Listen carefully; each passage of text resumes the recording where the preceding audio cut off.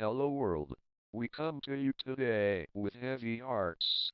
Members of the anonymous family around the world are hurting very badly. The kind of pain only a parent can understand. On October 22, our brother had twin baby girls Michaela and Mackenzie. They were born at 26 weeks. Michaela weighed 1 pound 5 ounces and Mackenzie weighed 14 ounces. After 4 days of suffering, our little fighter gave up the battle. On October 26, Mackenzie light faded out of this world and has left a hole in all of our hearts. The doctor said it was impossible for her to live as long as she did because her kidneys never developed. Our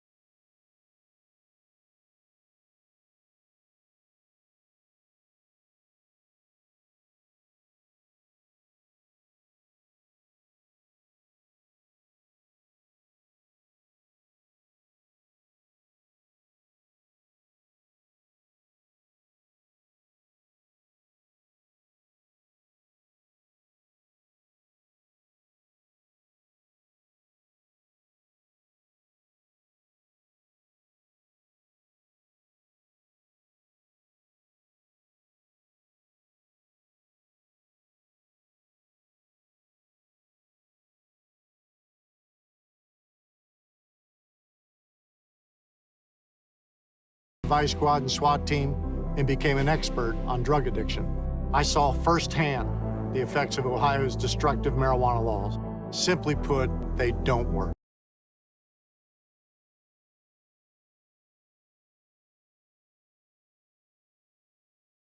Vice Squad and SWAT team and became an expert on drug addiction. I saw firsthand the effects of Ohio's destructive marijuana laws. Simply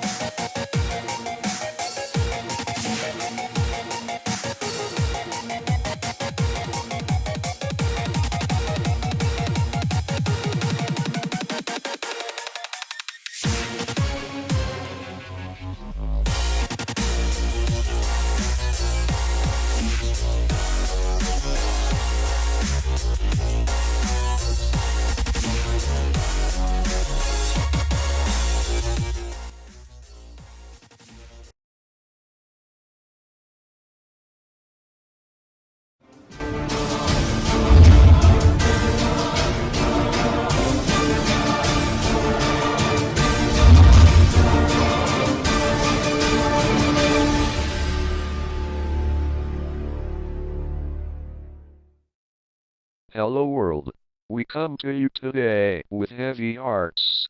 Members of the anonymous family around the world are hurting very badly. The kind of pain only a parent can understand. On October 22, our brother had twin baby girls Michaela and Mackenzie. They were born at 26 weeks. Michaela weighed 1 pound 5 ounces and Mackenzie weighed 14 ounces. After 4 days of suffering, our little fighter gave up the battle. On October 26, Mackenzie's light faded out of this world and has left a hole in all of our hearts. The doctor said it was impossible for her to live as long as she did because her kidneys never developed. Our brother's birthday was October 28th. On the October 30th we buried Mackenzie. Michaela is still holding strong, but she is not out of the woods yet. You do not need to be anonymous to help us with this Operation Mackenzie. This just in from an anon on the scene. A direct message reads that pic was taken right before she passed. They took her off all machines and she lived 45 minutes on her own. They asked my brother and his wife to hold her because she wasn't going to make it. When they brought Michaela over to meet her sister, Michaela touched her hand. My brother asked Mackenzie to always watch over her sister. She opened her eyes, looked at her sister, Mom and Dad, then took her last breath. The funeral was paid for, but they are in need of $3,500 for her headstone. A friend of the family made a GoFundMe account to help raise the money. It has been shared all over Facebook and a few people have helped already. If you are able to make a donation, please do so. If you are unable, please help us by liking, sharing, posting, tweeting, ripping off this video and reloading it to other sites. Just spread the word around the world. For our brother and sister, we are sorry for your loss and will work around the clock to bring aid to you. We have made the following for your hearts, in hopes that you might dig deep in your pockets to help this young couple out. You might want to grab a tissue now, the tears are coming. See, there's all these rumors about what Anonymous is and what it isn't. And when Anonymous started, they just wanted people to relearn how to take care of one another and take care of themselves again. And the video you just saw, obviously they're trying to help a poor family. These are people who don't have much, but they cling to the idea of Anonymous. Somebody requested that I play that, and there's the mom. That's our Anonymous sister carrying the babies. And the Million Mask March that's going to happen within hours, we've got some people getting ready to go at midnight. You know, they understand what it is to try to take care of one another. If it's Helping Hands, where they help out the homeless community, or something like this. So, for those of you that think Anonymous is a bunch of irresponsible hackers, you just got it wrong. It's all wrong. Let's talk about it. Let's get into it. Man, I appreciate everyone being here tonight. And I don't mind helping folks out. I got that just a little bit before I got on the show, so I said I would throw that up there and let everybody know what was going on there.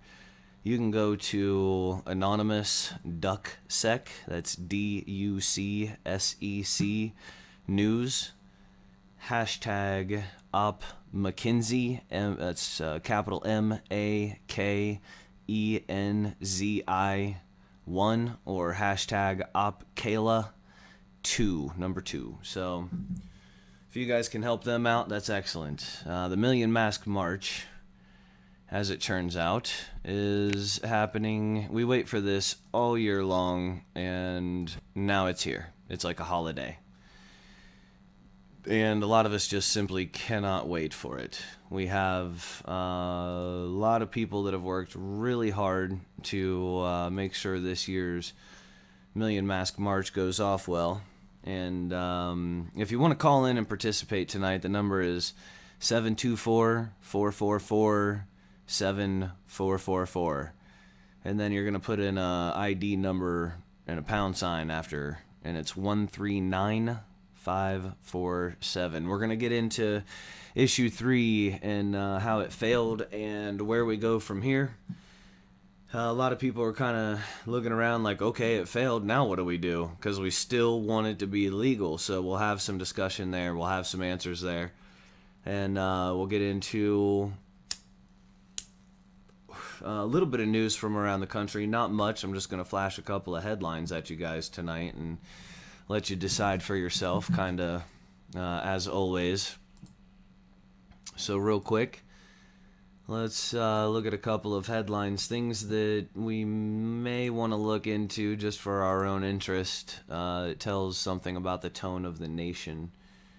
Here's an article written about what just happened in Oregon. Oregon? Yeah, Oregon. I know that it's far, but they're talking about gun rights. And the people of Oregon just shot down a Second Amendment ordinance.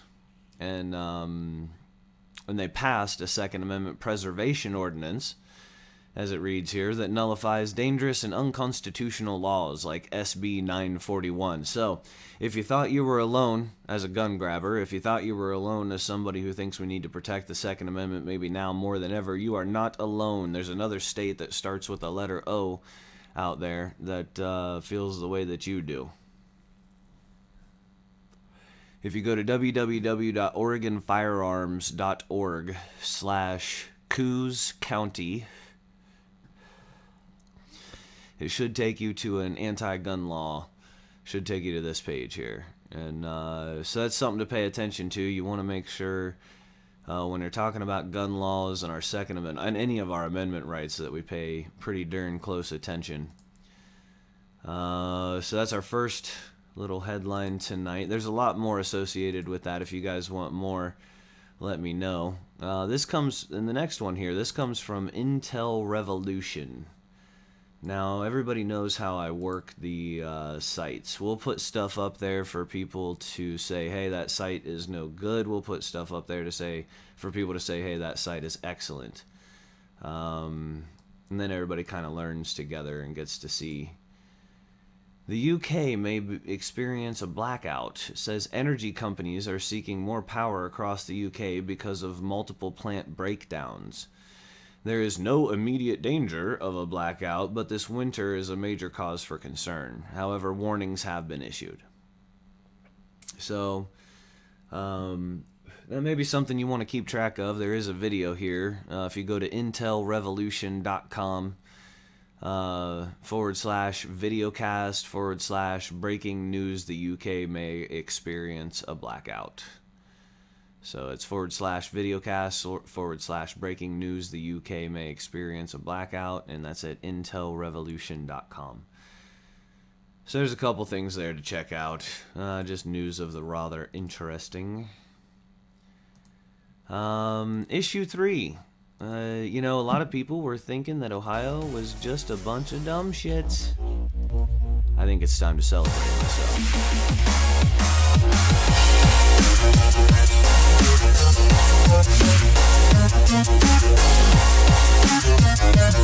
Everybody was thinking Ohio would give away their rights and freedoms to someone with blood in front of their face.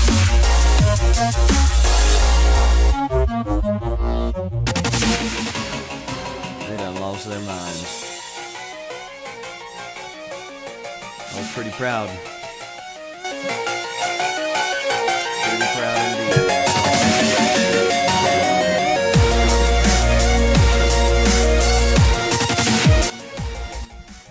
So I tagged a few people that may feel differently. They may feel like, well, we needed it medically, and now what do we do?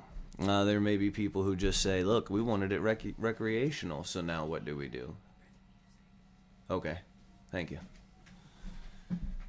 You rock. I love you. Said she couldn't hear me over the music. Sorry about that. What I was saying is that issue 3 got shot down, and I think it's a reason to celebrate. It's a reason for us to be joyful. Everybody thought that Ohio was full of dumb stoners, that if you dangled a bud in front of their face, they would just give up their rights. And the people that spent all of that money in getting Nick Lachey and former cops and all these people to speak out against, the prohibition of marijuana, everybody had it wrong. I don't know if you guys were paying that much attention, but I can tell you that the the dialogue is all wrong. The conversation is all wrong. Everything's wrong. We went from marijuana's bad to let's legalize it, and there was never a conversation in between that said, well, why are we legalizing it? Now the fact is the reason it's even being considered is because these are unenforceable laws. You cannot enforce these stupid laws. People will still continue to smoke. They will still continue to possess marijuana. They will still continue to exercise their rights and their freedoms concerning a plant. There isn't going to be a day when people stop doing that. So they realized that, and they said, okay, well, let's see if we can slide something in under the guise of freedom here. We'll call it legal pot. We'll say legal medicinal and recreational use, but it'll only really be good for a few people. And if you get caught without a pot license, but you get caught with pot, then you just now committed tax fraud because you evaded paying taxes for that product. It's a bootleg product, now it's legal, so you're not paying the tax on it. So that's actually a federal violation of law. And you also, not only do you not pay the tax on it, but now instead of in Ohio where it's just it's just like you can have a gram short of a quarter pound or something like that, and it's just a minor misdemeanor. It's just a ticket. It's not even a misdemeanor. It's not even a true crime. It's just a ticket. Where if you were possessing that much after this legalization passed, it would be a felony. So, congrats to you, Ohio. Well done. Well done. Good work. You guys didn't give in to the pressures and the BS. So, let's look at a little bit of propaganda. One of the little bits of propaganda they were throwing out, because I want to cover a few things. I want to cover the marijuana-laced candies and all their stupidity, and just keep reiterating how we have a chance now at having part of the dialogue. They're not going to stop. They won't. It was shot down the first time in Oregon, too. And then they came back even 10 times more aggressive. And some of the people who were against it started getting threats. So they just ramped it up, if anything. They found out who their enemy was the first time around, who it is that's speaking out against it, and they were able to target those people. And they had more aggressive campaigns, and they subdued the public. And it's not gonna happen here. It won't work here. So let's look at one of the pieces of propaganda that was thrown at us by Responsible Ohio, the people who stole their name from another organization that called themselves Responsible Ohio. So let's not forget that. Here we go. As a police officer, I walked the beat, served on the Vice Squad and SWAT team, and became an expert on drug addiction. I saw firsthand the effects of Ohio's destructive marijuana laws. Simply put, they don't work. Firsthand the effects of Ohio. All right, hold on. Let's go back over this here. I want you to think about what you're being told here. Served on the Vice Squad and SWAT team, and became an expert on drug addiction.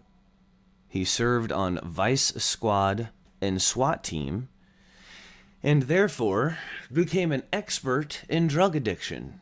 Now, last I heard, you have to be a registered candidate in the state of Ohio to even counsel on drug addiction or human chemical dependency, as it's actually listed.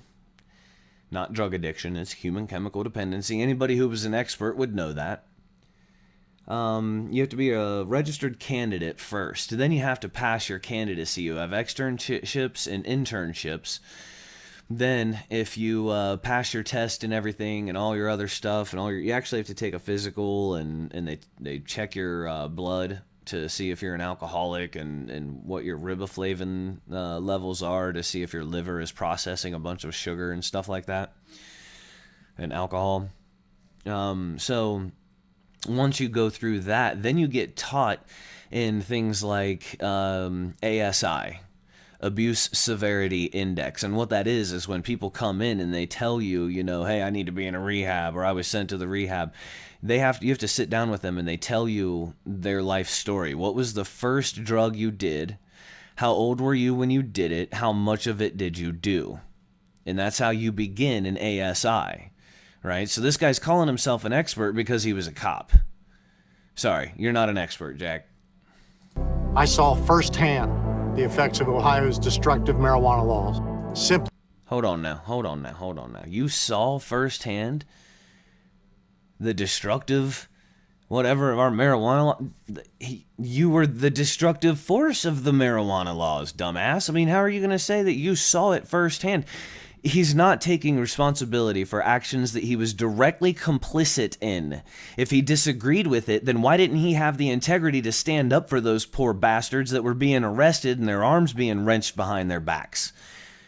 How dare you get on my television and give me bullshit propaganda like this and think for a second I won't call you out on it? I mean, we're 11 seconds in, and this guy's been so full of shit, I've said about 10 times more than what he has said. Put, they don't work. They don't work. All right, if they don't work, then the first thing is let's discuss how. Let's discuss why, right? Don't tell us how much. Now they're going to throw figures at us, right? This is how much you spend annually on marijuana prohibition. You dumb sons of bitches. Don't you think somebody deserves an apology at the very least? How about all these potheads that you're throwing in jail and making them pay money and everything else? If no longer it is a bad thing, then why don't you tell us why? Why don't you explain to us why? I mean, Lord knows, from Reefer Madness to 1999, we knew why marijuana was bad. There were commercials with eggs, and it says, here's your brain, here's an egg. And then they crack the egg, put it in the frying pan, it starts frying up, and it says, that's your brain on drugs. And they really, you know, harped marijuana, you know, and then they would show a needle and a line of coke. So it's been the same BS. It hasn't changed. It's not going to change, and their tactics aren't going to change. It's important that we understand what it is that we need to do and how we need to do it. These are unenforceable laws, and when you have bullshit like this being thrown at you, it's dire important that we really start to have an honest dialogue and make some sense out of this, because no one's having a proper conversation. That's great that you're a cop and you used to arrest potheads, and maybe you felt bad about it, and that's fine. Maybe you should have stood up like a man and did something then. You know, maybe you should have done something at the time when those people's rights, when they needed their rights the most. Don't have somebody pay you to get on my television. I'm not impressed. Spends over $100 million each year on this failed effort. It's time for marijuana reform, so law enforcement can spend their time cracking down on real criminals. Hold on now. That's a mouthful. Okay, so he just said he's a cop and reform needs to happen because potheads are not real criminals. Not real criminals, okay? Now, this guy, as he said, has been a part of Vice. He's been a part of SWAT. You know, he's very special. He is a special, special human being here, apparently. Why doesn't the federal government agree with him? And more importantly, why don't any of these pieces of propaganda ever bring up the federal government? I'll tell you why.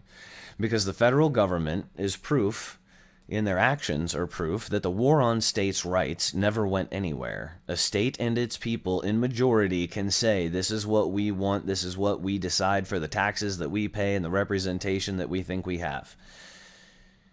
And the federal government does not care. You do that on Monday, they will be there Tuesday morning arresting you, charging you with felonies. Just like what happened when Toledo, Ohio recently decriminalized marijuana, and now there are people sitting there with felonies. And making Ohio a safer place for our families. Vote yes on 3.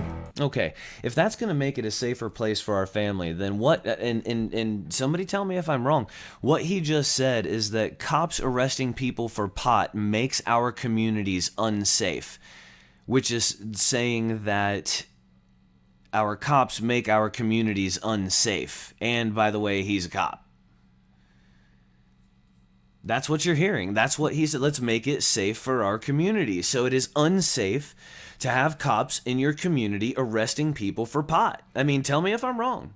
Tell me if I'm wrong. Tell me if I'm contorting this in some strange way, or if I actually understand what it is I'm hearing and I'm willing to speak out on it and say, this is what you just heard. I mean, we all get the intention. We get that these people are trying to sell us something, and we know what that thing is. But let's pay attention to what we're actually being told. You know, I think that's important. So these people insult us with these BS commercials. They insult us with these BS, runs, $1 million runs at propaganda. Like we're supposed to care. And then they think, some people even wonder, why didn't it work? Well, it didn't work, and not everybody anticipated it to. Not everybody wanted it to. Not everybody, even the people that were funding it, not all of them thought that it was going to. Like I said, they understand that this was a dry run, and they have all of the money to do it. They have all of the money needed because again, as activists here in Ohio, here in Central Ohio, we've been able to be part of getting somebody up to Washington D.C. and speaking in front of the House Armed Services Committee, 2 other committees, and then just a couple weeks ago was speaking in front of the Ohio Senate at the Statehouse. So we've been able to do some pretty impressive things, and especially for people who don't have money. Their money bought them an issue that would have changed our state constitution. So it's a good thing that didn't pass. It's very positive for us. Now, I want to get more into unenforceable laws. I want to get more into where it is that we go from here and how it is that we go from here. Let me grab a couple more pieces of propaganda for you.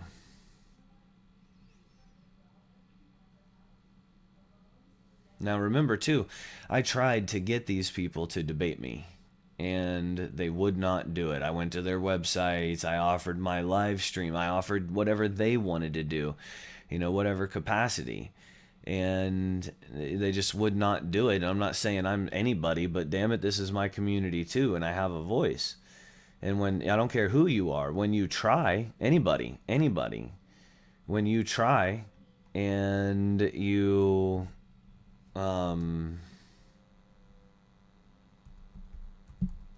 put forth an honest voice, something should have happened. You are unmuted.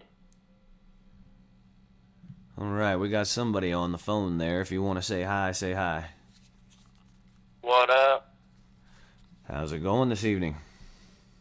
It's going well. How are you? Man, I'm doing good. I appreciate everybody tuning in and chiming in. I'm going over issue 3 and the failure of it. What are your thoughts on issue 3? You got any thoughts on that?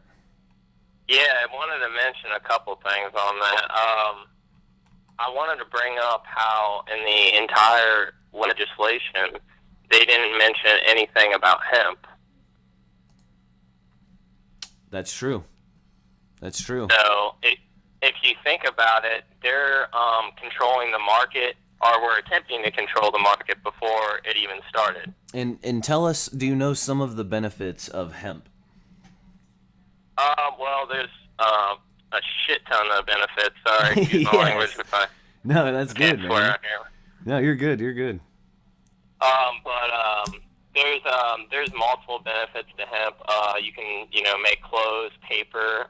You can make entire houses out of it. They're called hemp crates, and they're really efficient, and they last almost 3 times as long as brick. They're bulletproof, they're fireproof, they're earthquake-proof, and they're also bug-proof. Hempcrete. Yeah. It's amazing stuff, yeah.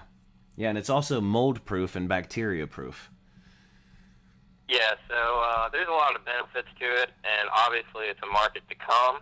And with that legislation, it seemed that they had control of the hemp industry before it was even going to be legalized. Absolutely, yeah, and they wrote it that way. It was very specific. They said there'll be 10 grow locations, and they'll only be regulated, controlled, and owned by government / corporate factions, or that one faction, and that's it. I mean, there will be no growing in your house. And Responsible Ohio even came out and said, well, we want to leave that up to the lawmakers. Well, why wouldn't you want to leave that up to the people? Yeah, exactly. You know? Now, what do you think about where we go from here? I haven't really started to get into that too much, but what do you think about that? Well, in my personal life, it doesn't change at all. I'm still an active pot smoker, and I would be if it was legal or not legal. And you mentioned it earlier, people are going to do what they want to do, put whatever the fuck they want to put in their body, and that's just how it is. No law is going to determine if people act. That's absolutely the truth. How many commercials have you seen that advertise heroin and say, heroin, what a wonderful drug. Heroin for when you've run out of pills and, you've already sold your television. I mean, have you ever seen one? I can't say I haven't, no. No, but it sells like freaking hotcakes. And it's because people are going to do it. It's because people are going to exercise their choice, their own freedoms, whether it's, a law or not. And that's how we know that these laws are unenforceable. And we can prove it. One of the directions that I say that we move from here is to go down to the Statehouse, and a bunch of us go down there and openly smoke pot. Yeah, I definitely agree. There's been a few instances of that over the past years in Philadelphia and New York and such like that. And, because, the worst thing that happens if we all do that is we all get a bunch of tickets. No one can get arrested. It's decriminalized, so no one can get arrested. If we're just smoking a joint, we'll all be okay. And, we might get some tickets here and there, but we did an active civil disobedience. Yeah, absolutely. This is what they did in D.C. when they said no one in America is allowed to buy or sell firearms privately. And so a couple 3,000 people went to D.C. on the lawn in front of the Statehouse police and openly sold firearms to each other. And then they did the same thing in Oregon recently. They tried to pass a law like that in Oregon, and the Oregonians came out and they started selling and trading guns to each other openly in the public for everybody to see. And it takes those kinds of acts of civil disobedience. If the state had over 1 million people vote for the sentiment to say, this is a plant, you shouldn't be able to govern other people's lives concerning something like this, then let's get those people out to the Statehouse. Let's get them, even if they're not a smoker, but they support it, let's get everybody out there for a day of decriminalization. We want true and full, real, not government-defined decriminalization, but actual decriminalization. We want it to be treated like green beans. Yeah, and tomorrow is going to be a good day because after this, initiative just failed, it was a huge success in my opinion. We'll go there and celebrate, and we can discuss with people. We've had the information, and we were the ones to do the research on it and spread the message, and that's why it went down. And loving your work, man, loving it. And if we get out on the State House tomorrow and spread that message some more, it just means a lot more. Absolutely. Tell us a little bit about tomorrow and what all that means to you and what all is going to be going on. The official start off, as you mentioned before, is midnight tonight. There's a few Anons going down there. It's just kind of like a small get-together, like a pre-party, per se. And then after that, we're just gonna, disperse or do our own thing, and we're at 9 o'clock. We're gonna meet at Goodale Park. So if you plan on attending the march, that's where we will meet initially. There's plenty of parking around there. There's like a huge street on the side with free parking, and then there's residential parking. So we picked that spot and that determination too. So we're going to meet up there at 9, and then the march starts at 10. We're going to do the route. I don't have the route on me, but we're going to hit a number of buildings on this route. The U.S. District Attorney's Office. What do we got? I can't think of that. CPD, DHS. We're hitting all the ones that we think we should speak out against, and we're going to take a route along this, and we're going to have people who want to sign up and speak at these each building and say what they want to say, and then after the route, we're just going to meet up at the State House. We should probably be there around. I don't think the route should take too long. I think we'll all meet up there around noon or 1.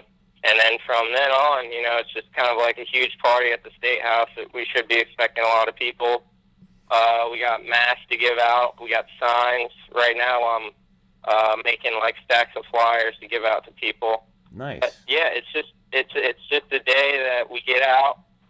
We spread the message of, government corruption, anything. This is the day that people's voices want to be heard, and under the mask, we all stand as one. So that's what November 5th is all about, and that's what our plans are for tomorrow. Now, tomorrow's going to be, we do have a lot of interesting people. There's a international freelance photojournalist that is stationed out of Ramallah in the West Bank, and he will be there tomorrow, and he's bringing some of his friends from the press. These guys are all freelance, so they pay a lot of attention to activism internationally. What do you think about a small group of international freelance journalists and photojournalists showing up to Columbus, Ohio's Million Mask March? What does that say to you? It says a lot. I had no idea. This is the first time I'm hearing about that. So I just dropped the bomb on you, huh? Did I just drop a bomb on you? Opinion.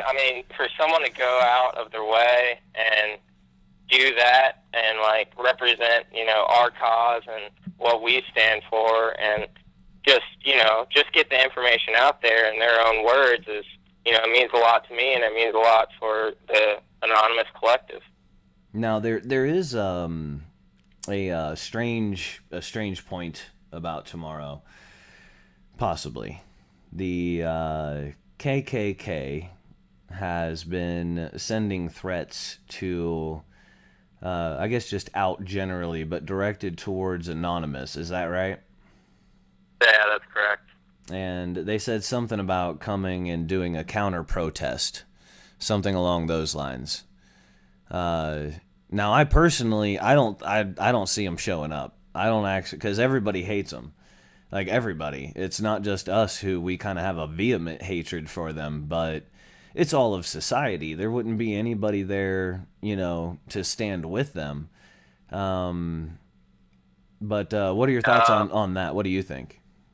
I would just have to say that it's very unlikely to happen in Columbus, Ohio. Columbus, Ohio is, par se, a very liberal community. There's not, a bunch of rednecks hanging around wearing, white coats to get together. Right. Yeah. That's not what I'm seeing. There's probably KKK members, or so I've heard, in Columbus, but they're just not, outspoken. They don't put on the robe and go outside and burn crosses. They're more of keyboard warriors per se. And I don't see, the few of them that might have communication with each other in Columbus, I don't see them getting together and say, hey, let's go down and make a counter protest with Anonymous, because in that, in that incentive, that's just, stupid on their part. That's not, we're not out there to, try to cause trouble, and that's what they're, that's what they're trying to stir up if they take the incentive to come out and do a counter protest. Yeah, I think they're trying to use the name of Anonymous to possibly regain some kind of infamy or notoriety or something. Now, what are the plans for tomorrow when we march? Are we going to be marching down the street, or are we going to be marching on the sidewalk? And I also want to know what you think about the fact that they've already set up barricades at the Statehouse. All right, so the plan is we're going to be on the street. Now, that being said, we are going to show complete peace and solidarity. So if the police come up and start being aggressive, or, even threaten us with force, or, any type of, they pull out, it could be a taser or mace or even a gun, we will act peacefully and we will get on the sidewalk. We don't want anybody to get hurt. And if they're going to be aggressive in that manner, we're going to show it. And that's the only thing that is fighting for us is our cameras. Now, with that being said, if they, set up a line or do something in that manner, we're just going to go on the sidewalk and go around them. We're not there to show aggression. We're just there to show solidarity, and we're trying to get our message across. Now, do you plan on blocking traffic or walking in between the cars? Yeah, walking in between the cars. I mean, we're going in and out. We're not trying to halt traffic or anything. We might slow traffic, but it's not going to be blocking an entire highway. I mean, we've all seen the YouTube videos and Ferguson and all that. We're not trying to do that. We're trying to get in and out, say our thing at each of these houses, these governmental buildings, and get to the State House. We're not trying to cause a panic for Columbus or the Columbus Police Department, for that matter. What do you think about the barricades at the State House? Oh yeah, the barricade. I mean, that could be easily fixed. I mean, that's the easiest way I can say that. But I've seen it every year. This is my fourth year going to the November 5th protest in Columbus, and yeah, they put them up every year, usually a week before. And from this day, from since today, they've never been moved or taken down. So I don't know. We'll see what happens tomorrow. But that's all right. That's our space. As far as I know, that's public property, so they have no right to put those fences up. Well, and I think they, every time I've asked them, they always say, oh yeah, those aren't there for you guys. That has to do with something else. And then they tell us we can't lean on them, we can't touch them, we can't hang anything on them, we can't put signs on them. They get very, very Nazi about it. Yeah, I agree. And, a few years back, I think it was my first November 5th, the Department of Homeland Security said they were there to check buses. So, that'll give you an instance of the government and, how they tell their side of the story. Yeah, they do it every year, man. They don't even, I don't know if they're trying to be slick, but it's not slick. Everybody knows what's up. Now, I'm gonna take a stab in the dark here and guess that you've made a couple of references to the local anonymous scene. I'm gonna take a stab in the dark that you may have seen this video I'm getting ready to play. This is a Million Mask March, Columbus, Ohio, on YouTube, and I'm gonna go ahead and run this, and I don't know if you're able to see it or hear it. I'm looking at the screen now. Okay. Okay, let me switch it over.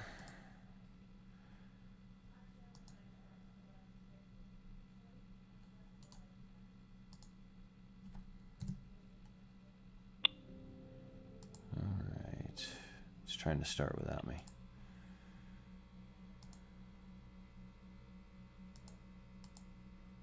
There we go. Alright, here I go. You ready? Yeah.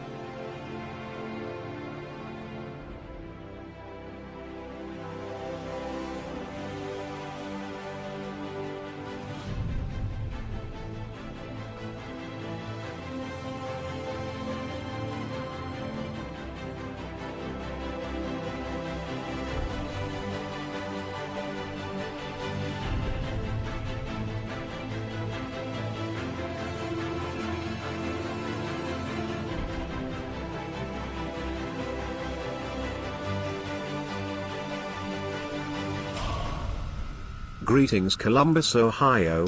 We are anonymous.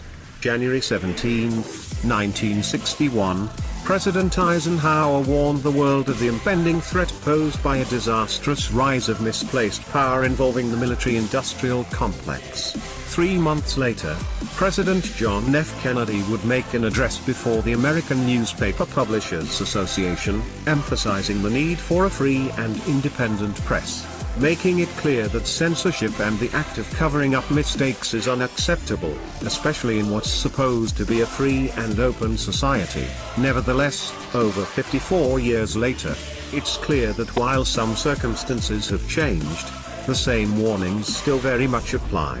The unfortunate and honest truth is that the very censorship and misplaced power the citizens were warned about 54 years ago, we're seeing occur today in the present, when the warnings of the past are ignored. History is doomed to repeat itself. We now face a dilemma unfamiliar to any previous human civilization. We face this dilemma not simply as a community, nor a nation, rather collectively as a planet. We have something no previous generation has ever had, the internet. This year you are invited to stand against censorship and tyranny, corruption, war, poverty. Millions will unite around the globe on the 5th of November to make their voices heard and let the various governments of the world know that they'll never stop the free flow of information. It must be clear by now that governments don't work for the interest of the people, but for big banks and corporations. Do you or your children really want to live in a world where the government spy on its own citizens and see you as a potential terrorist or criminal? The internet is one of the last truly free vessels that we the citizens have access to. We've stood as one against SOPA, PIPA, CISPA, ACTA, and the TPP. We'll continue to stand as one against internet censorship. The Million Mask March will take place on November 5, 2015 in cities around the world. Please join us as we hold our march in Columbus, starting at Goodale Park. We will meet at 9 a.m. Align time for people to arrive. We will be starting the march at 10 a.m. with the final destination being the State House. If you cannot make the march, you are still welcome to join us at the State House. This is a all-day and night event. United as one. Divided by zero. We are anonymous. We are legion. We do not forgive. We do not forget. Expect us.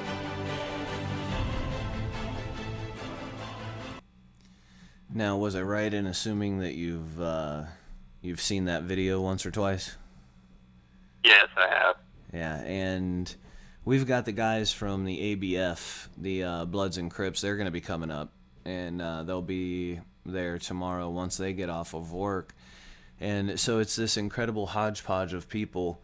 What are you expecting as far as a turnout? I'm expecting a rather good turnout. I think this will be the best year I've seen because there's been a lot of organization been put into play this year. It wasn't in the past years. It was kind of just like a spur of the moment. We had a good crowd, but it wasn't as organized as we are this year. So I can't give you a real number. I'm assuming people are going to come and go throughout the day, but I would hope throughout the day we can have at least 200 or 300 people coming in and out. No, I think that's a totally reasonable number. I think that might even be a little bit conservative, just because the capacity in which I work. I talk to a lot of people who do not even use computers. They're not on any social media, anything, nothing. And these are folks that are going to be there tomorrow. And they come from a lot of different places around the state and a couple surrounding states. So I would say 200 to 300 may be a little conservative, and I agree with you. I think this will be the biggest one yet, for sure. Yeah, and I'm glad to hear you say that.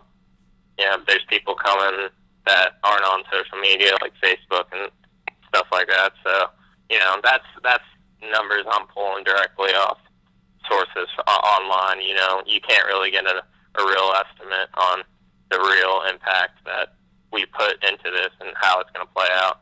Yeah, agreed. Coming up on being on here an hour, and I'm going to take a little bit of a break. Is there anything you want to say and tell everyone before I go on this little break here?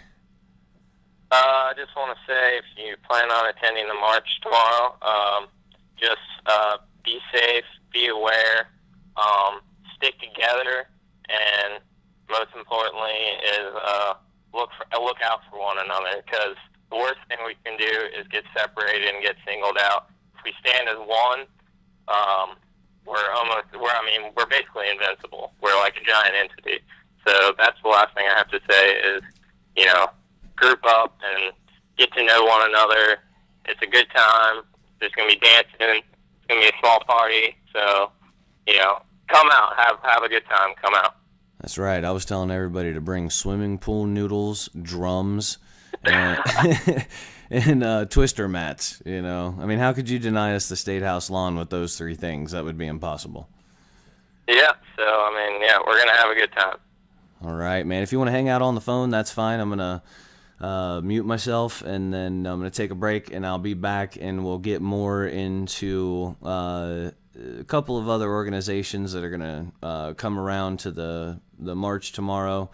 We already spoke about a couple of people, or a couple of different organizations. ABF are that's all about family down there on the south end of Columbus. Those guys are going to come up tomorrow. They've been uniting Bloods and Crips, and they're going to bring their organization up to the State House. It'll be good to see them.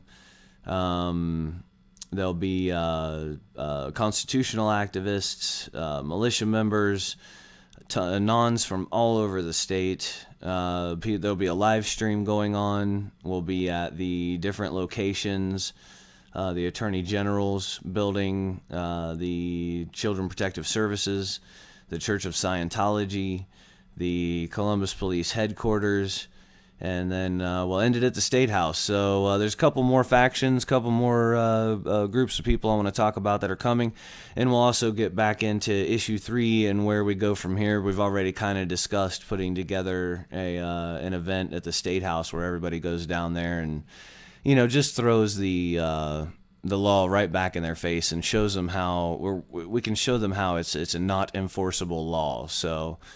All right, guys, we'll just take like a 5-10 minute break here. We'll listen to some tunes. I'll come back. We'll get back into these, and then I've got a couple more pieces of propaganda and headlines. If anybody was watching the news today, the headlines just wouldn't stop. We've had shootings and stabbings and bombs on planes and all kinds of stupid shit. So if I get a chance to get into that, I will, but I probably won't. All right, cool. We'll be back.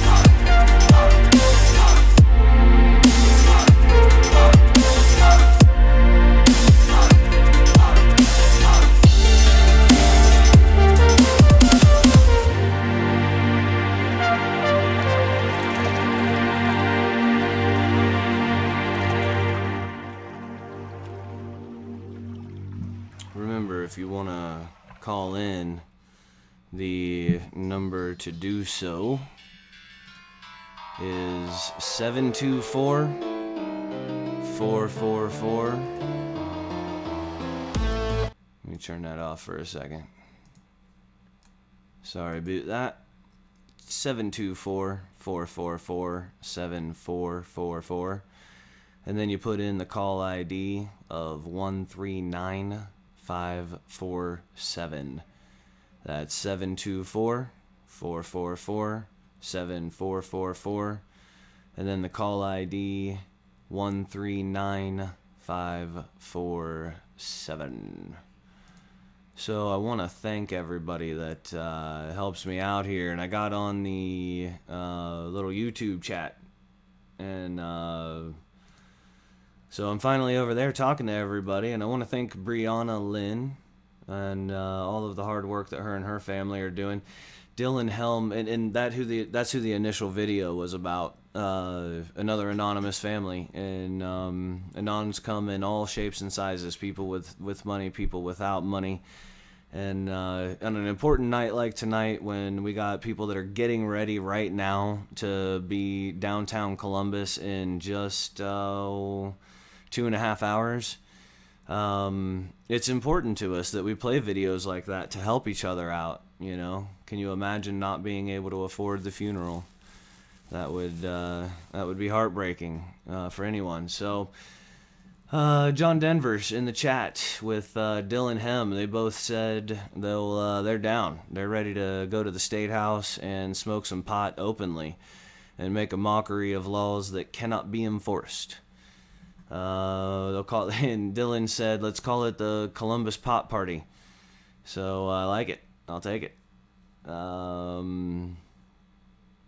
Yeah, so I'm on there, and I see you guys, and I'll be able to interact a little bit better in the chat. If you guys go to the YouTube channel, you will see we've got people chatting on the top right, and you can share out the link.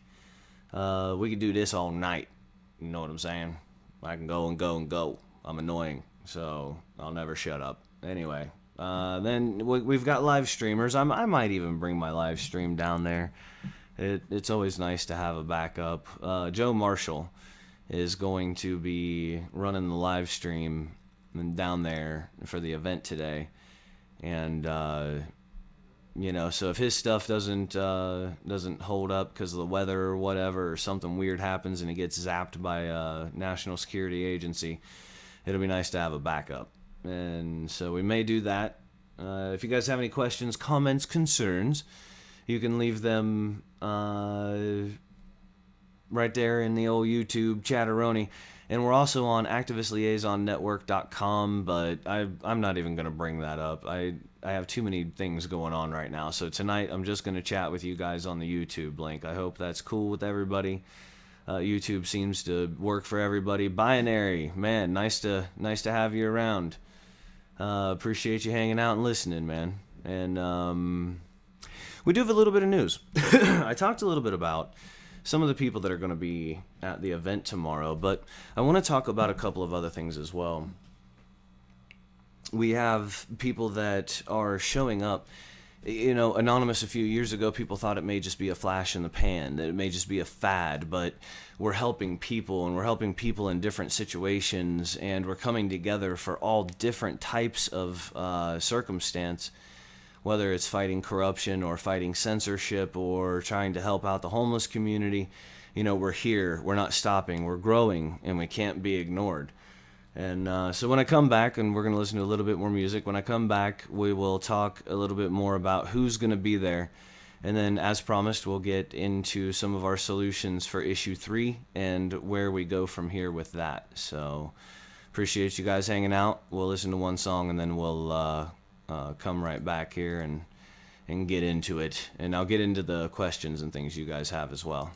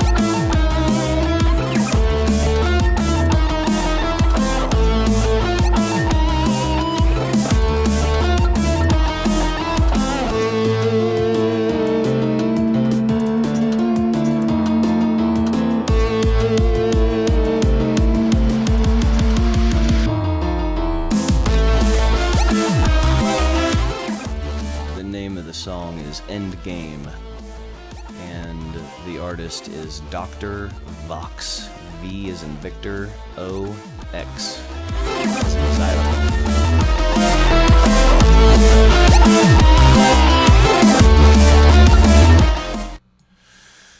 All right, thank you, Dr. Vox. We've got a couple of things that I think people are going to be really excited about. We're going to have some people marching with us tomorrow that are investors. Now, here's the thing. When we have people that are showing up that are out of our realm of what's normal, that are, people that aren't on social media, that aren't, in our usual fold, then we've done something. We've started something. We've brought, another group to the fold, and that's pretty excellent. These folks, and here's the conversation that I had, and here's the beautiful thing. I said, he was talking about an investment or payment he was getting ready to make, and I basically told him, I said, if you wanted to invest into something, there's a revolution that needs money. And I know, everyone, trust me, you have the right to feel wanky about money. I've done everything. I've pushed so much money away, from people that say they want to invest just because I don't trust them. Just because, it just doesn't seem right, or I don't want to mess with it because money is a problem. It's a way to get your ass locked up.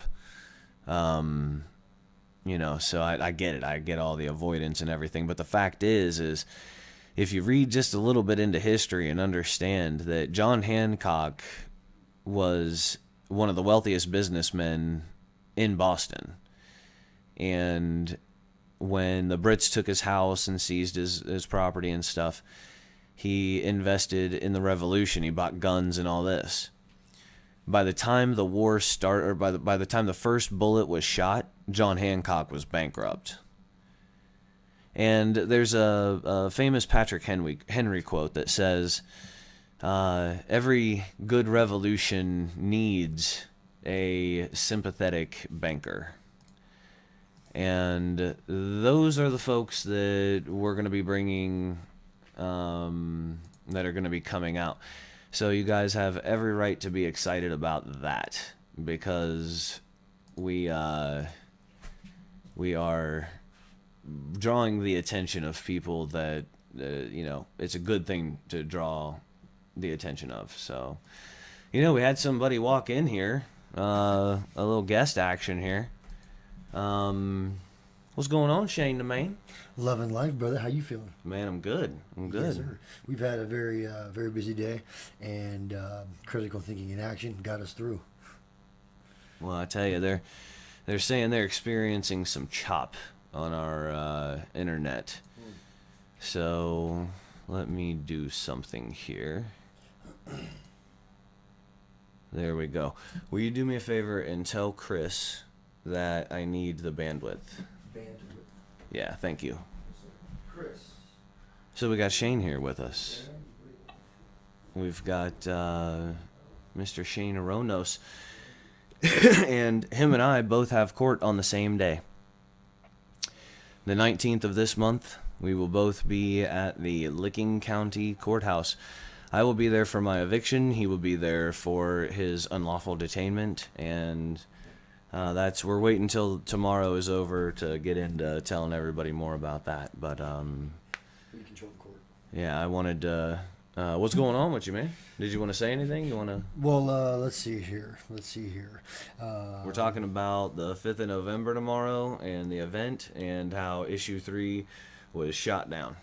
Okay. Well, the ultimate goal is for the masses to realize that the government can only interfere with their lives when it is to serve the public good and to when it's for the benefit of all.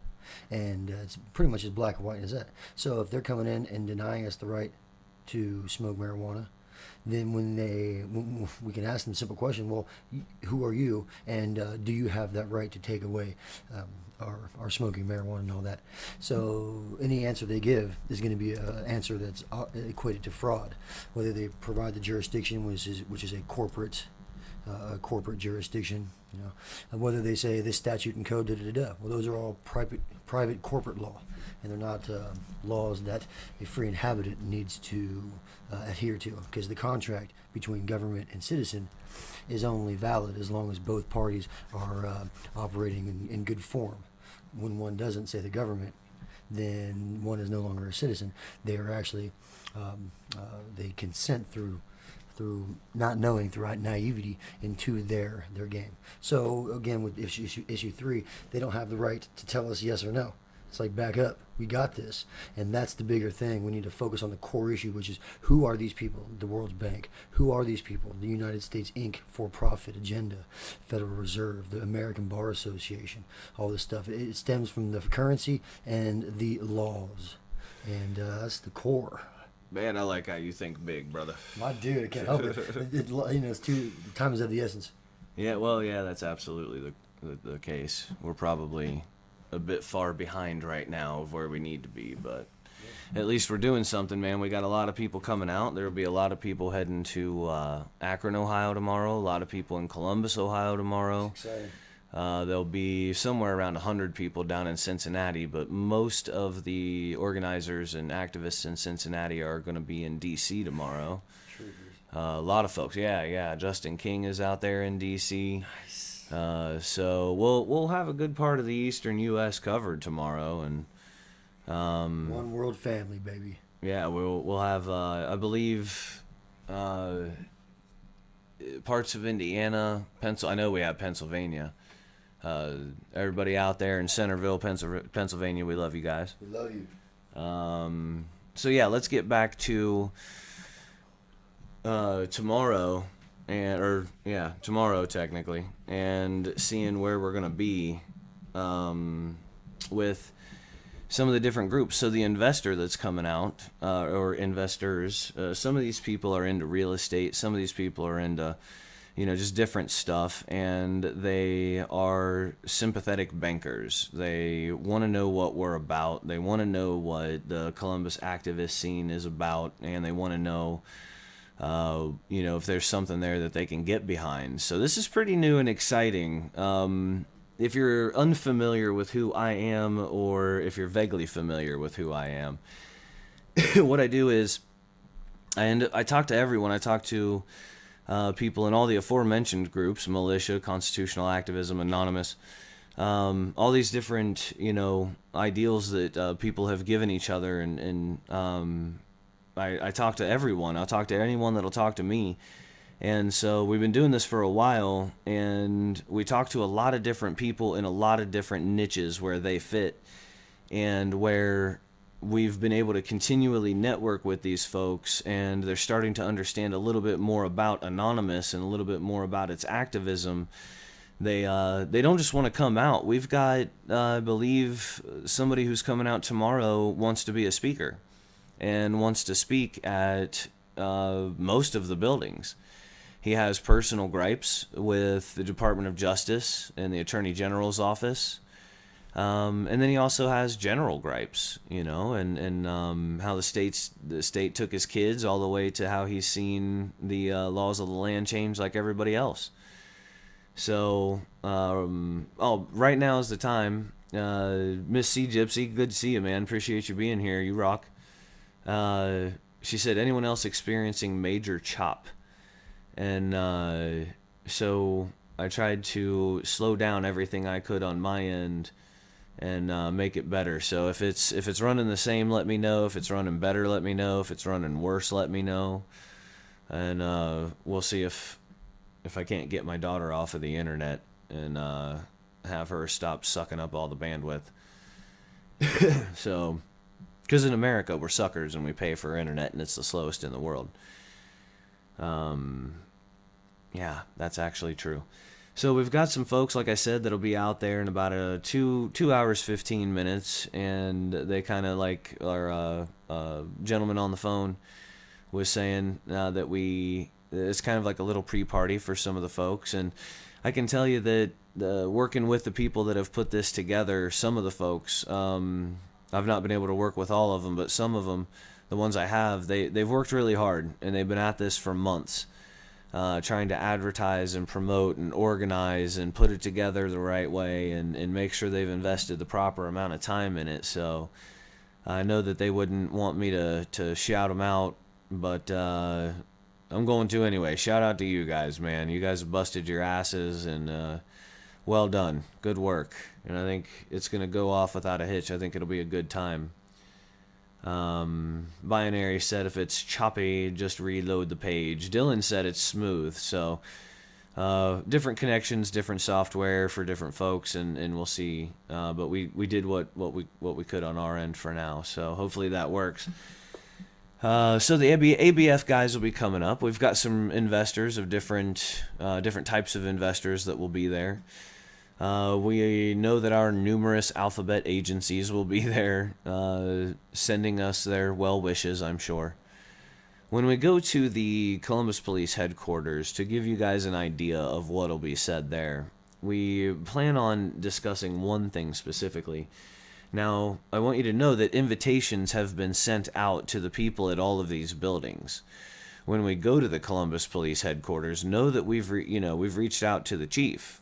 And now I didn't do that. When I say we, I mean we as a collective. I've had little time to do any of this. I'm talking about a lot of work that a lot of other people have done. But the chief has been contacted, and their pages have been inundated. And they're very well aware of our request to speak with them. And so we'll see how it goes. It'll be interesting to see, how the Columbus Police Headquarters decide to treat us or not. And it'll just be interesting. The whole thing will be very interesting, and it'll be fun to see how people react. But one of the things that we want to say to the Columbus Police is, or talk to them about, because I doubt they will come out and dialogue, and so I say that one of the things we'll be saying to them is that we're not stupid enough to think or understand that if there are UN troops on this soil, that is an act of war. There is no wait for them to fire the first shot. Their foot on our soil in a UN troop uniform or police uniform is the first shot. So what does our local police department think about that? Because we already know what it is. We understand where our liberties come from, the science of law, the spirit of the law, and the history of the people that gave us the country. The two brothers, Sam and John Adams. One of them was in a suit and tie, and one of them was kind of a thug. And, John, as a lawyer, represented the British troops that were accused of the shooting at the Boston Massacre. Now think about that. Wrap that around your head. He was the only one that could, though, because his brother Sam and his loyal band of gangsters would have killed anyone who touched his lawyer brother.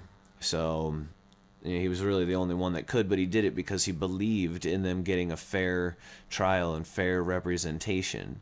He knew that when Paul Revere had painted the picture of the British troops standing in formation, opening shots onto the American people as the Boston Massacre, that was a lie. It was a damn good lie, and it was an excellent use of propaganda. But it wasn't true. They weren't ordered. They weren't standing in formation. One guy was hit with a snowball, turned around, and shot a man. So that's what happened, and we understand those kinds of things. We understand the principles of liberty. You know, he defended our enemy's troops, because it was the right thing to do. Because he knew they couldn't find a lawyer. They were never going to get a fair trial.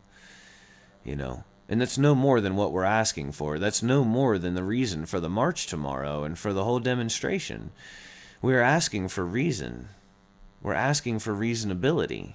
We're asking for a chance to have it where all of us are held to the same standard, you know, where we can attain those means peacefully. You know, nobody wants war. And if we end up where we're brought to violent means, you know, then we've all lost, and we understand that. We have to try to do something better, and it feels like we're being pushed into violent means, you know, and that's why I believe our anonymous guest on the phone and others have said, you know, this is peaceful. You know, they want that to be clear. So, I believe, let me see here. All right, if you have any questions, if you have any comments, if you have any concerns, now would be the time to put them in, because I'm getting ready to transition over to issue 3. And I wanna finish with Anonymous, the Million Mask March for now. And I want to make sure that we've covered every question and every general thought or concern in regards to that. So if you have anything, send it, and I'll answer it, or we'll see if our guest, who is still with us, I believe. Are you still there? Yeah, I'm here. Excellent, yeah. And so if I can't answer the question, we'll have you answer the question. How's that sound? That sounds amazing. Excellent. So yeah, we've got a number of different organizations, different types of folks, different age groups, different, you know, both sexes and all races. Everyone's going to be there tomorrow. It'll be a really good time, as you said. I think I'm going to try once again to see if I can get a Carlton dance-off started. I'll even give an award for the best Carlton. That sounds pretty good. I couldn't do that at all, but I'm up to see people do it. You know, I'm up to see the challenge. Yeah, absolutely, man. We can get that on live stream. That'd be excellent, man. Now, there is somebody who's signed up to speak at the Statehouse tomorrow. You think it'd be okay if I announced his name? I think that's appropriate, yeah. All right, Mr. Alex Freeman with the Fifth Column. He is scheduled to speak tomorrow at the Statehouse and has graciously asked me to hold a sign that was made for him, hold it up next to him while he's speaking. So I'm absolutely going to do that. I'm honored at the opportunity. And what do you think about Alex speaking tomorrow? What do you think that's going to be like? I think that's great. I mean, I think anybody that comes out and speaks tomorrow and, you know, voices their opinion is entitled to do so. So, yeah, he's definitely, he's got a voice, and I'm wanting to hear it. So, we'll see. I mean, and when he comes out, I want to see what he says, and, you know, I want to see what other people say. Yeah, let's stress that a little bit, actually, so people understand fully, you know, this is your event. You know, if you live here, if you're sharing the same space, this is your event, and we want you to come out and speak your piece. We want you to come out and say whatever it is that's on your mind. And you know, I believe that's correct. That's the right notion. Is that right? Yeah, I mean, this isn't just like an anonymous event. It's for everybody. It's for the people. It's for, you know, coming out and speaking your voice. You know, everybody has had problems with government, with corruption, with greed. It doesn't matter. It could be a personal issue. You know, come out and say what you want to say, and that's what November 5th is all about. Nice. We can get people out there. I believe personally, this is how the American people will start to remember the strength of their ancestors. is when you come together in free assembly and you speak your minds, you speak out, you make sure that your voice is heard, and that starts to build and plant seeds in other people as well. And it only helps when someone comes out and tells what's going on with them, and the crowd gets to hear this, and we're all subjected to that story. And it's about our government. It's about our time, and it, so in that way, it kind of hits home with everyone. And I believe that that's how, we will end up relearning unity and coming together as a people, regardless of who you are. Yeah, I mean, it takes time, and every so often, I mean, you can look through history.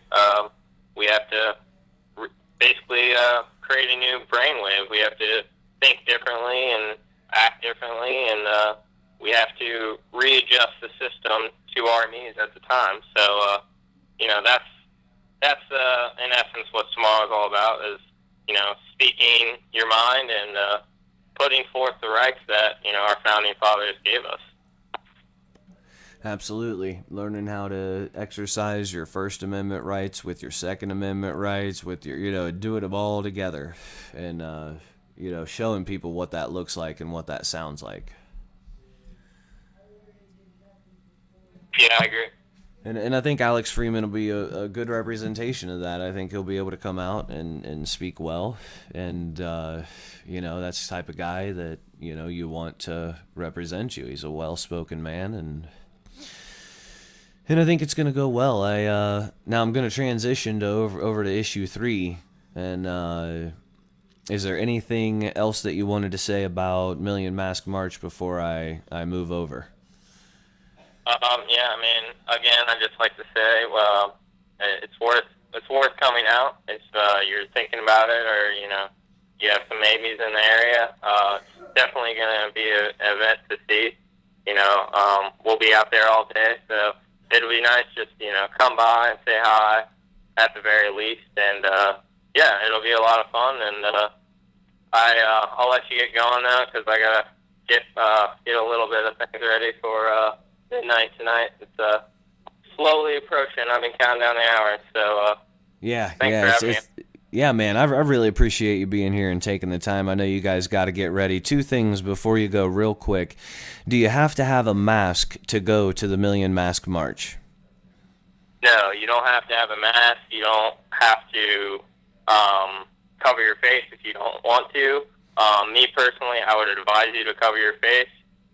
It's just, to conceal your identity. It's a day, we're being watched. It's a day, we're being watched every day, but this is the day that we're going to be, recognized for who we are. So if you want to remain anonymous, and you want to, make sure when you go home that your identity hasn't been published in any, list or hearsay. So I would advise everybody to wear at least a scarf over your mouth, or some type of, facial recognition, covering. So, it's up to you, though, at the end of the day. Okay. Well, I wonder if, people will understand you don't have to have a mask. You can just come out and be who you are. And the second thing I wanted was just to say thank you for all of the hard work that you do, not just with this op, but the other ops as well. I know that you bust your ass. I know that you get it done. I know that you're a compassionate dude, and I love you for your heart, and I really appreciate all your hard work, bro. Thank you for I know you don't want the thanks, man, but on behalf of a lot of grateful people, dude, thank you very much for all the stuff you guys do, man. Yeah, I mean, I want to be able to do it without my supportive anons in my area and the people in my area, so I can't take all the thanks, but I'll accept it. I appreciate it. We do work hard, and we do try to move Columbus in a more important direction, so other cities and maybe even states can look at us and say, hey, we can start up something like that. So that's what we're trying to build right now, is a very impactful role in Columbus. Well, I tell you, you guys are doing a hell of a job of building the model for other people to copy, and I'm just honored to be part of it, man. So like I said, I know you got to get ready. Go ahead and get your stuff done. And, man, look forward to seeing you guys out there. All right, I'll see you tomorrow. Thanks for having me on. All right, bro. Take it easy. Yeah. All right, man. There we go. Pretty slick. You guys can still call in. I still have the phone line open. I think we have at least another 30 minutes on the phone or something like that. It signs you up for weird increments. So, there you go, man. There you go. Does that sound like somebody who is ready to burn down the city?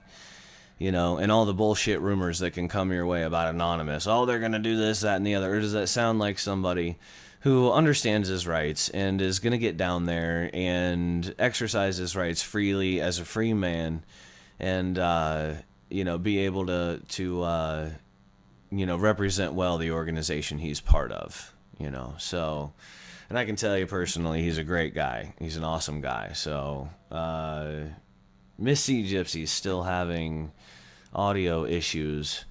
It's weird. The NSA got you, Miss C Gypsy. I don't know. It's all bad. Miss C Gypsy had some insanity out at her place today, man.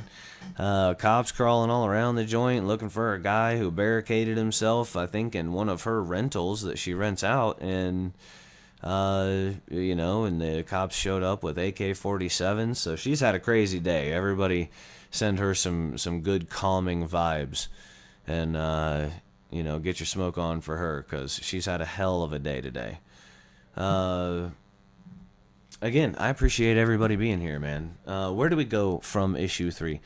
The first thing I want to do is be very clear about where we have come from and why we are here. I think that gives us a lot better direction as to where we need to move to. You know, what is a good, steady, forward-moving direction at this point? You know, what's appropriate?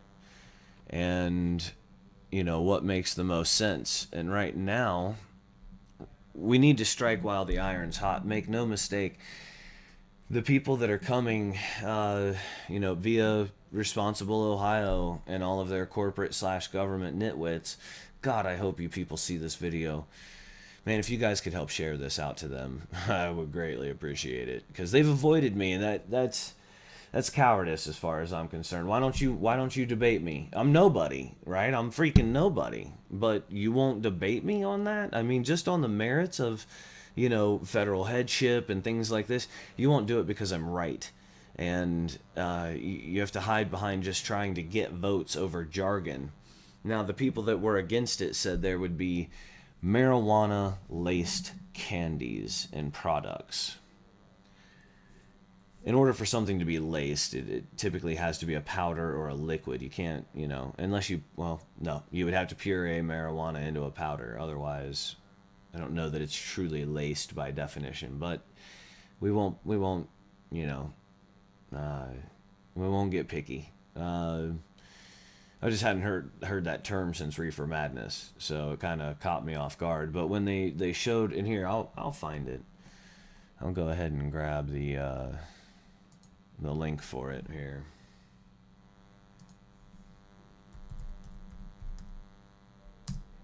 Something's gonna want to start. Yep, I knew it. So hopefully I can find this.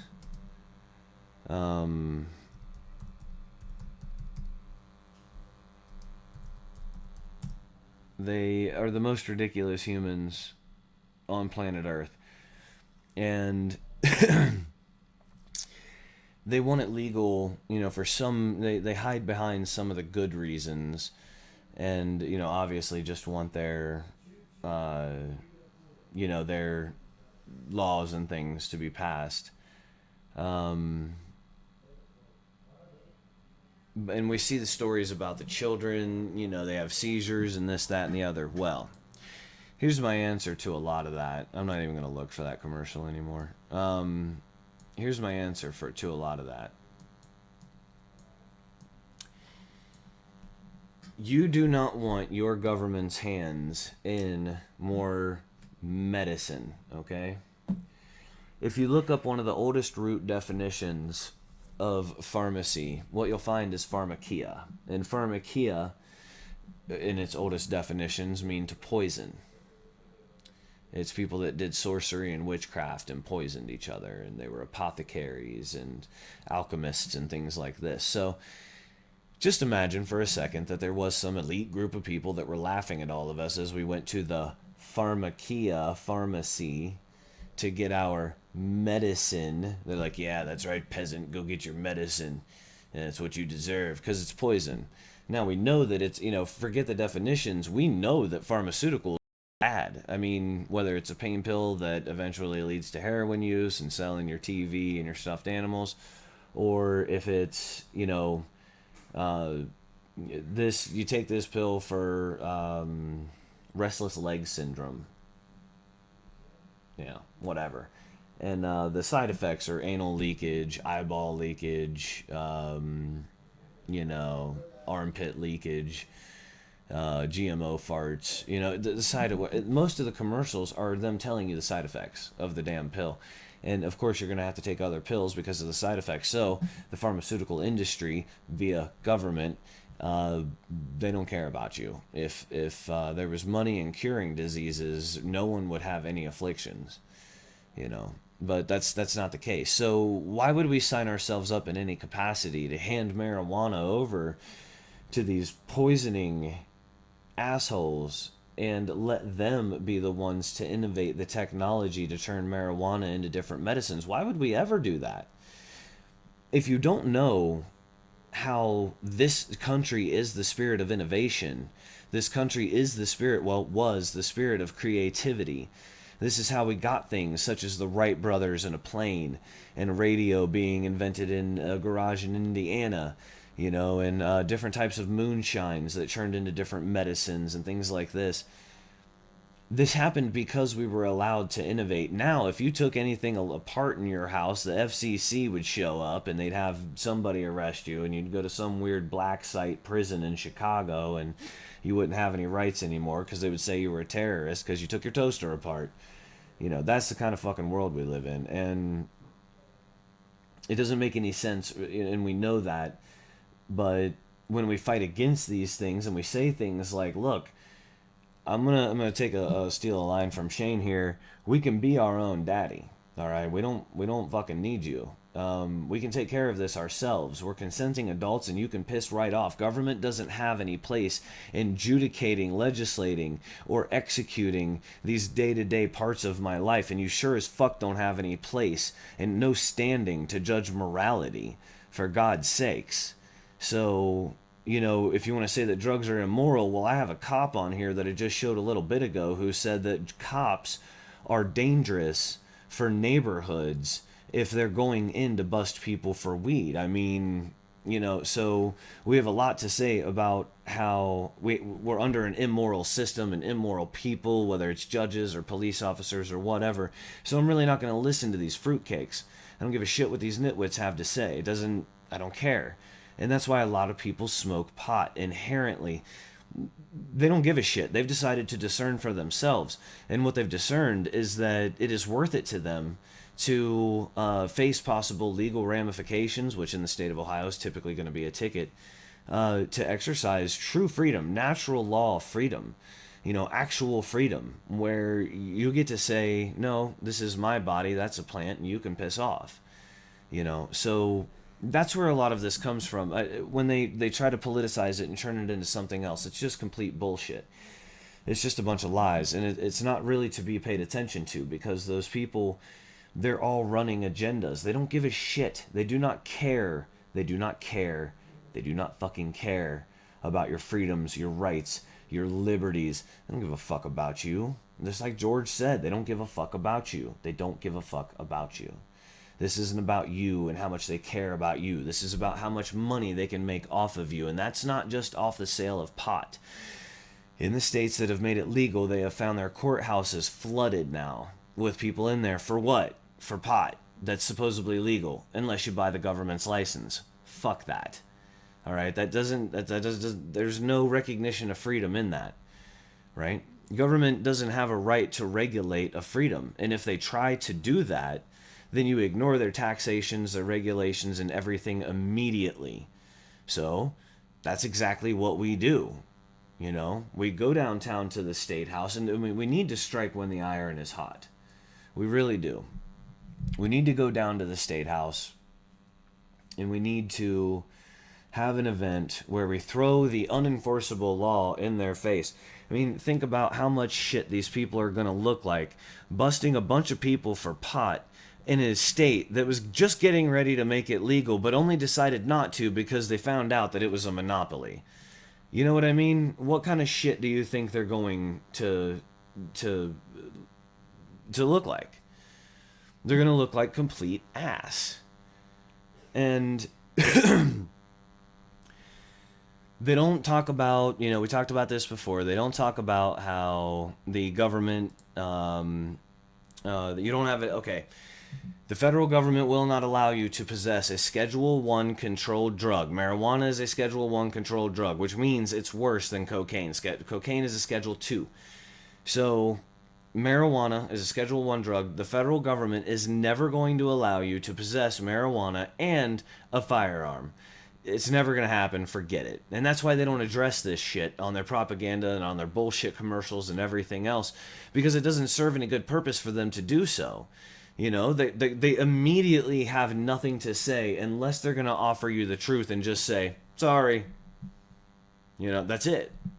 Well, they usually let us get away with it for like 6 to 8 months before they start busting, dispensaries and shit. Even though they're completely up to certification and registration and they followed all the laws and paid all the ridiculous taxes that were illegal, if you made something legal, you could never, ever, ever charge that much of an interest rate, a tax, anything. Never.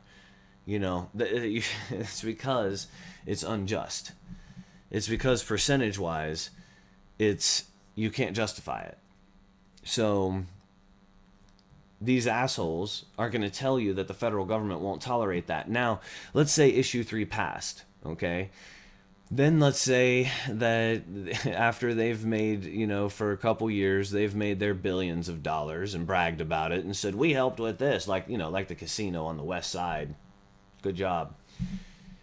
Because they promised to do a lot, and they've fixed roads, put up cameras so that the gangsters that come in and out feel safe if they make a bunch of money and win, like any other casino. And they violated people's rights all the way around in the neighborhoods and put cameras that point right down residential streets. I'm not shitting you. That's the west side of Columbus. Thank you, casino. So once they got their money, let's say that these asshole legislators, because people were bitching a whole lot, and issue 3 passed, and they've made their money, a year or two has gone by, and people are really complaining. And they're like, look, why can they grow pot but I can't? This is bullshit. And there's people getting ticketed for it and everything else. When they do that, say they change it. And they say, okay, now you can grow. Well, okay, that's great. But not only can you no longer have your Second Amendment gun rights, but you can no longer have your Fourth Amendment right to unlawful search and seizure. You sign that away when you sign for your grower's license. And the reason for this is the cops need to be able to come into your house at any time, unannounced, day or night, even if there are kids there, and come right into your home. I swear to God, I'm not making this up.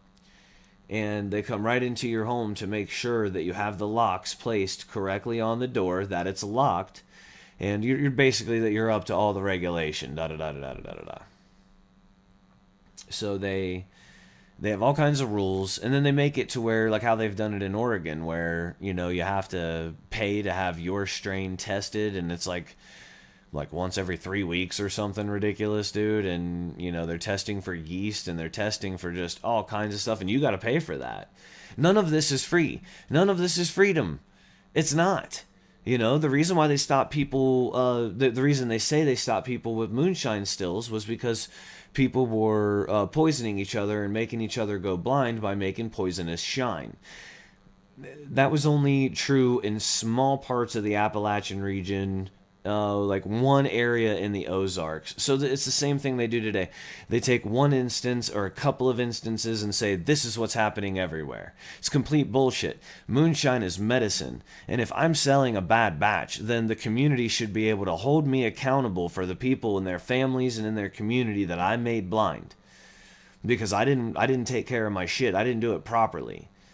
So then I should be held accountable, whether it's go to jail or whatever it is, you know. I mean, whatever is civil and moral, whatever is just, you know. If I deserve the death penalty for that, and that's what, you know, a civil, moral, just society has decided, which our, you know, early American society definitely would have and did, you know, then there it is. You can't get much freer than that, you know. You can't get much more capitalist, true capitalist than that.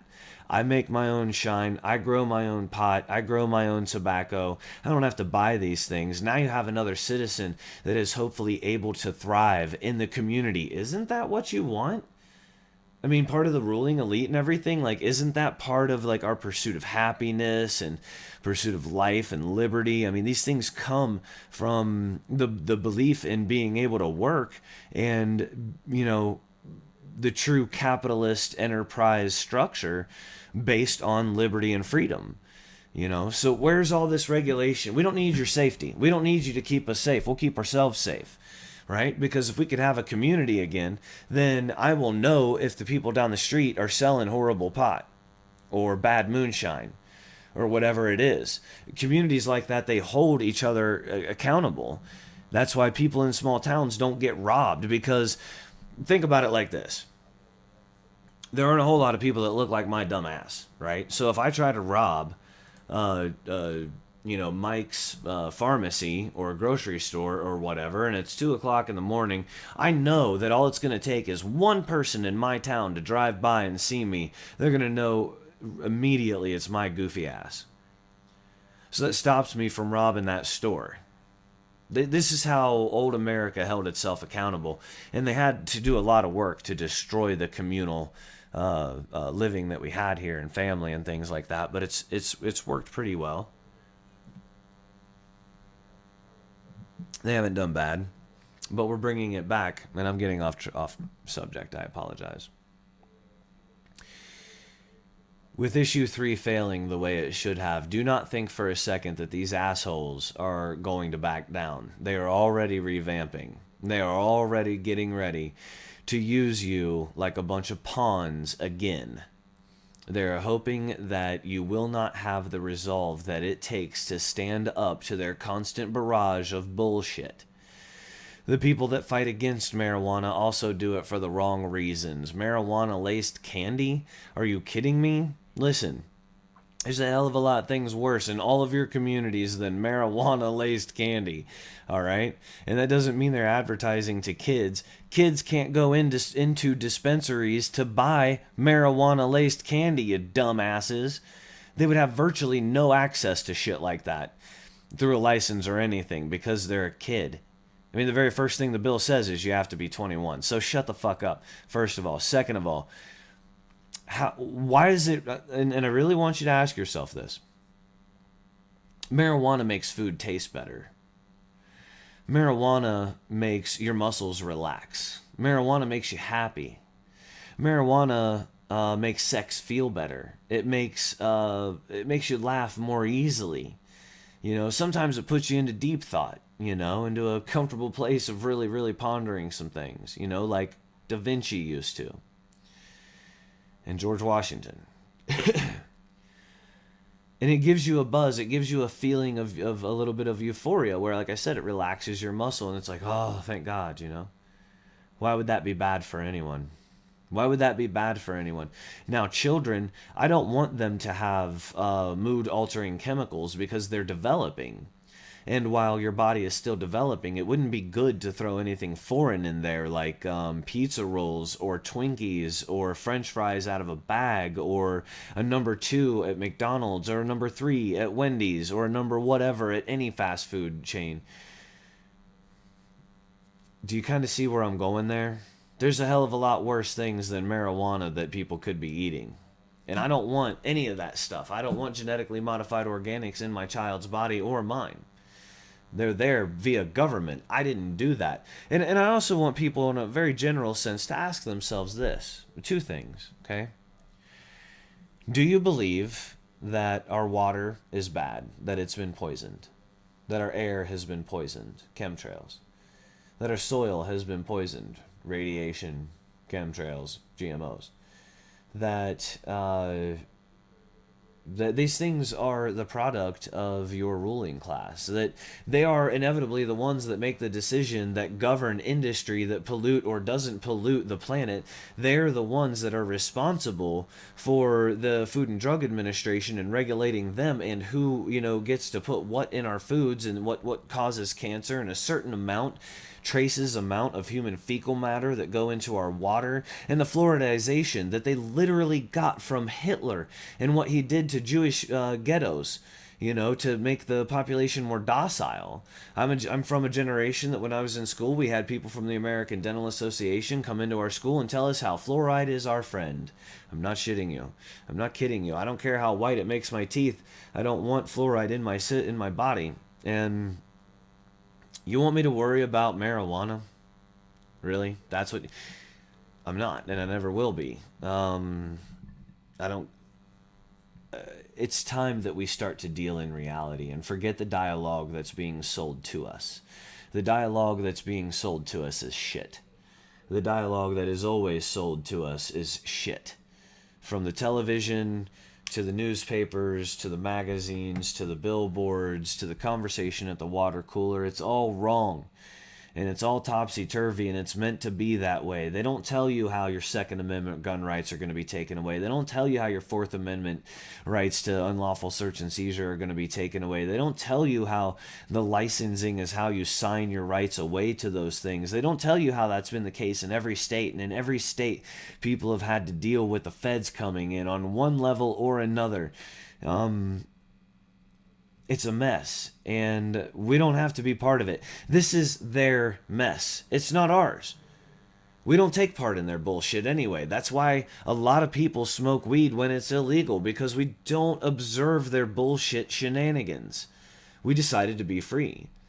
We decided to govern ourselves and discern for ourselves. And that's exactly the basis on which we need to approach this. When we go to the State House, we need to know and understand our rights, that you could be hit with a drug abuse charge. You could be hit with public intoxication. You could be hit with possession. You can be hit with internal possession. I'm not sure on that one. That might just be an institutional charge. Probably not. You could be hit with all kinds of stupid fucking charges from these people, from the same state who was just getting ready to make it legal, but they fucked up the legislation so bad that we couldn't allow it. Yeah.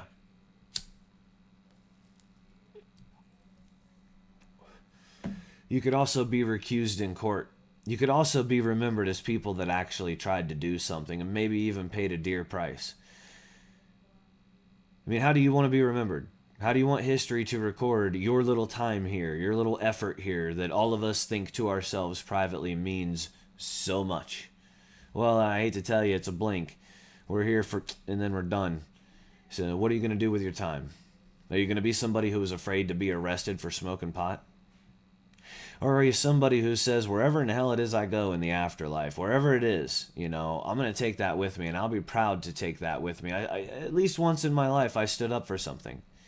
At least once in my life, I knew exactly what the right thing was to do. And I understood the argument very well, and I understood how people were trying to distract me just to take away my rights and freedoms.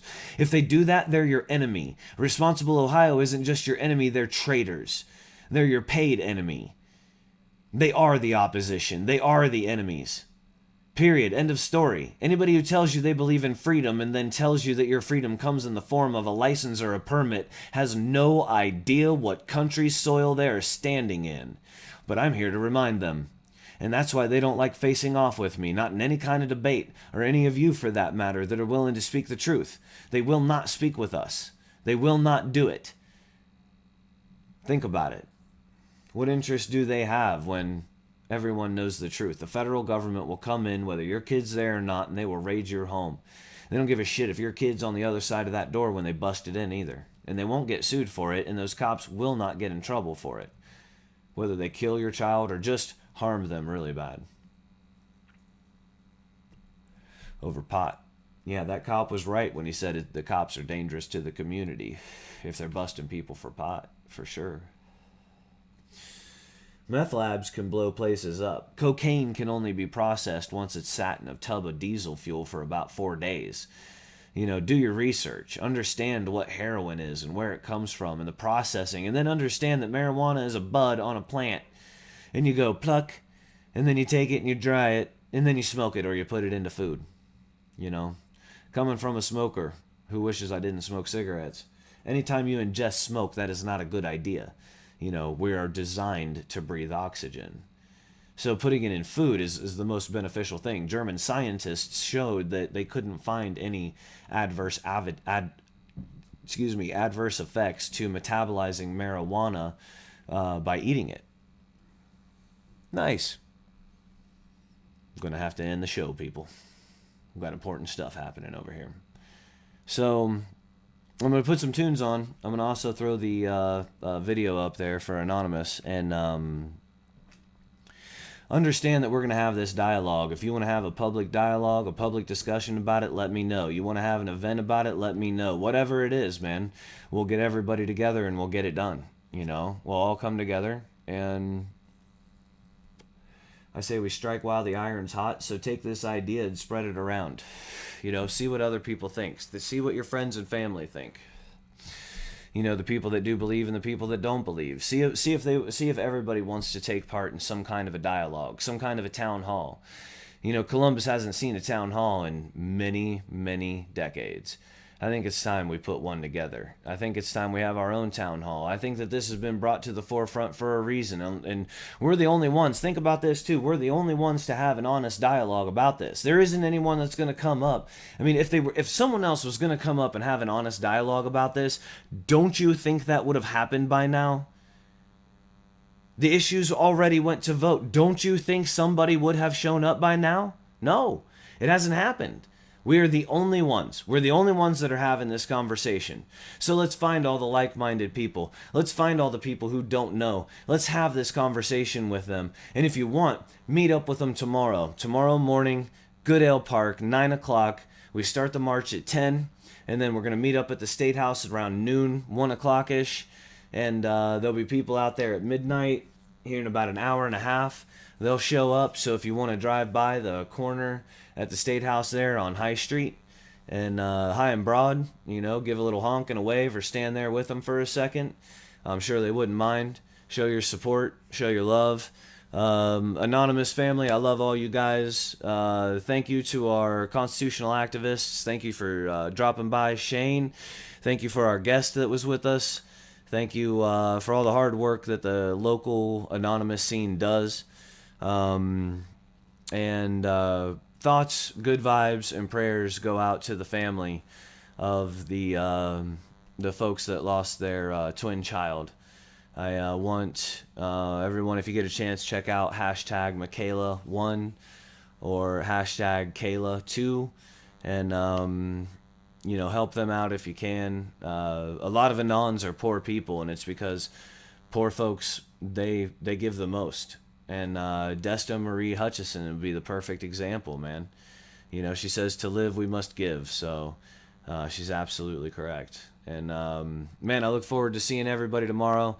I look forward to hearing Alex Freeman speak. Million Mask March, we're an hour and a half away from our annual event. They'll be standing in London, Paris, Italy, Canada, Nova Scotia. We got Kale out there. So everybody, man, thank you. Namaste. Love you guys. And we'll have live streams up tomorrow, so look for them. All right, man. I'm going to play some tunes for you guys, some videos, things like that. And the stream will be up for a while if you guys want to enjoy it. So go ahead, and I'll talk to you later.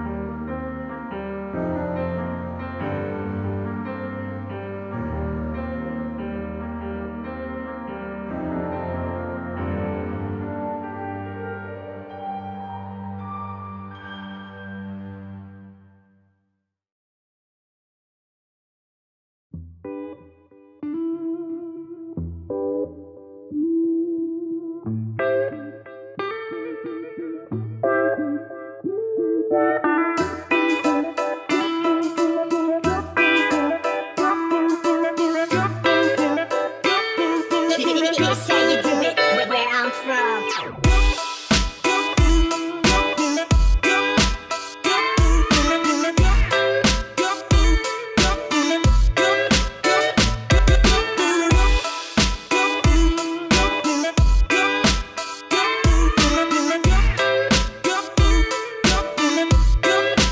Hit him with a dough.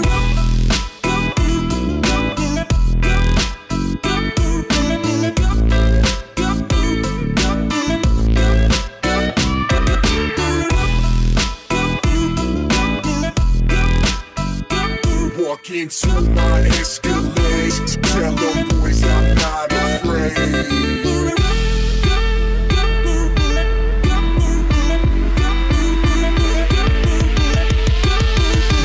Welcome everybody to the Wild Wild West.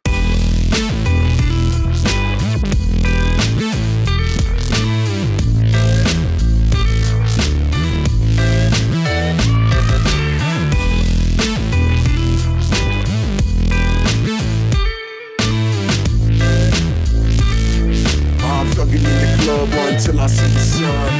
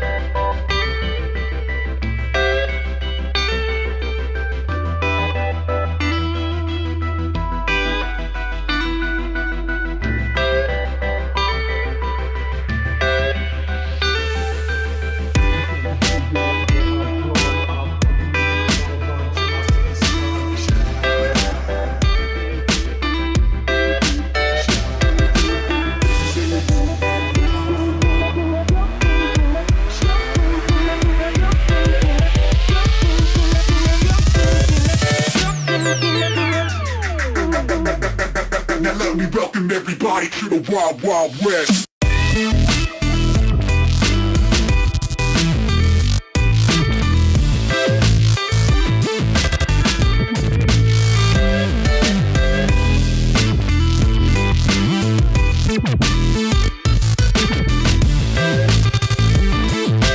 Escalade, all green Cadillac lean. Fame in the West.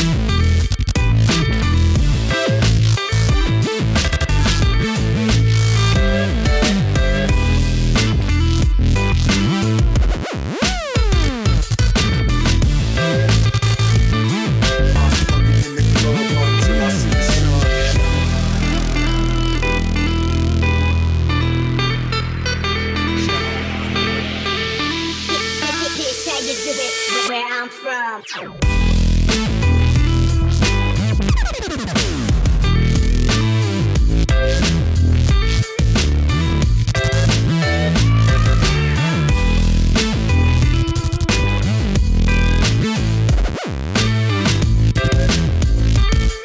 I'm thugging in the club until I see the sun.